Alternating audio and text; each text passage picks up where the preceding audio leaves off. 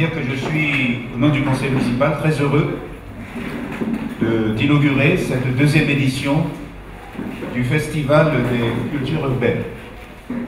Quelque chose, là aussi, de tout à fait inédit.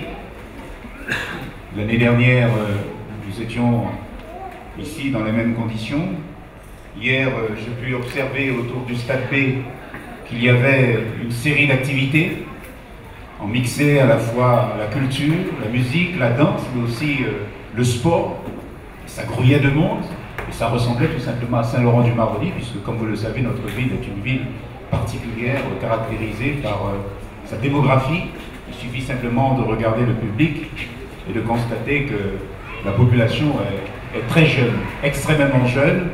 Et c'est justement parce qu'elle est très jeune que nous devons imaginer toute espèce de solution pour pouvoir accompagner cette jeunesse. Et cette deuxième édition des cultures urbaines est justement un de ces moyens de Saint-Laurent-du-Maroni pour nous permettre d'apporter des réponses à cette jeunesse.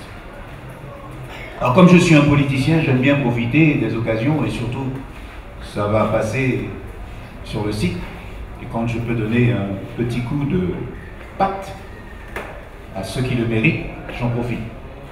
Pourquoi je le dis? C'est parce que souvent, lorsque nous devons voter notre budget, au conseil municipal, on entend des discours, il y a des grands débats. Oui, il faut absolument trancher par-ci, par-là, il y a des priorités. C'est quoi les priorités? Certes, c'est boucher les trous des rues, c'est aussi construire des écoles, nous essayons de le faire autant que possible. C'est bien entendu l'eau, l'électricité.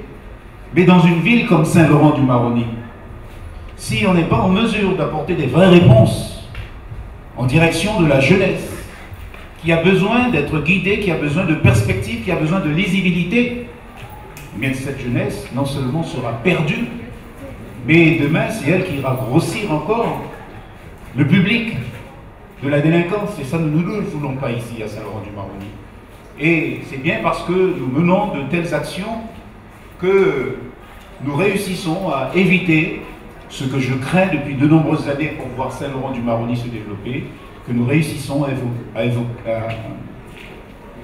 éviter l'explosion sociale que nous ne souhaitons pas ici.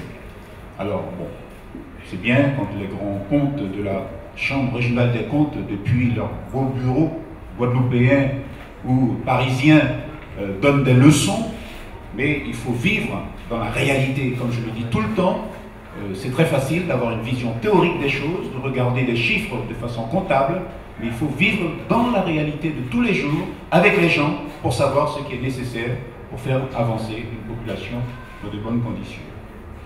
Alors, pour nous aider dans cette tâche, bien entendu, nous avons des partenaires.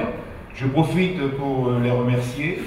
C'est bien entendu la DRAC Guyane, c'est la DDJS, dont j'aperçois ici un des dignes représentants. C'est aussi, bien entendu, l'Agence nationale pour la cohésion sociale, je ne sais pas s'il y a un représentant ici. C'est la Caisse des dépôts et consignations qui nous suit depuis de nombreuses années. Et bien entendu, c'est aussi le CNES qui apporte sa contribution aux collectivités de Guyane et particulièrement à celle de Saint-Laurent-du-Maroni. Je voudrais profiter pour remercier les associations de la ville de Saint-Laurent-du-Maroni, des associations sportives, culturelles. Profiter aussi pour remercier les services fiscaux, municipaux, surtout par les temps qui courent. Vous savez, ça finit par mobiliser tout ça.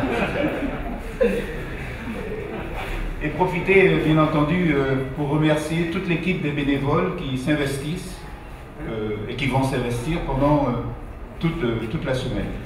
Je voudrais aussi surtout remercier les intervenants, les artistes, les compagnies, invités, ceux qui viennent de très loin.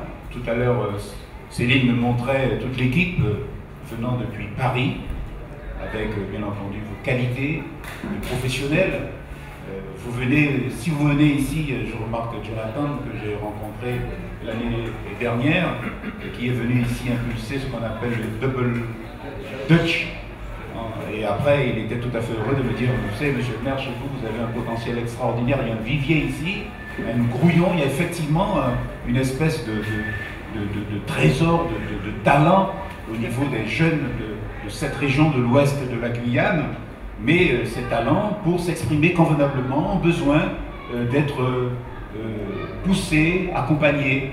Et il ne faut pas accompagner et pousser n'importe comment, il faut le faire avec des gens qui ont une formation, des professionnels qui peuvent associer ce que nous souhaitons tous, la qualité, pour que demain, eh bien ici, nous ayons aussi des jeunes qui puissent demain, tout en aimant faire ce qu'ils font, c'est-à-dire s'exprimer dans la culture, vivre aussi de ça, car je suis persuadé que plus nous irons dans ce nouveau monde du XXIe siècle, et plus nous ferons en sorte que la culture nourrira effectivement nos populations de maintenant. Donc je voudrais vraiment vous remercier, celles et ceux qui viennent de très loin, des visages de certaines personnes que je revois pour la deuxième fois.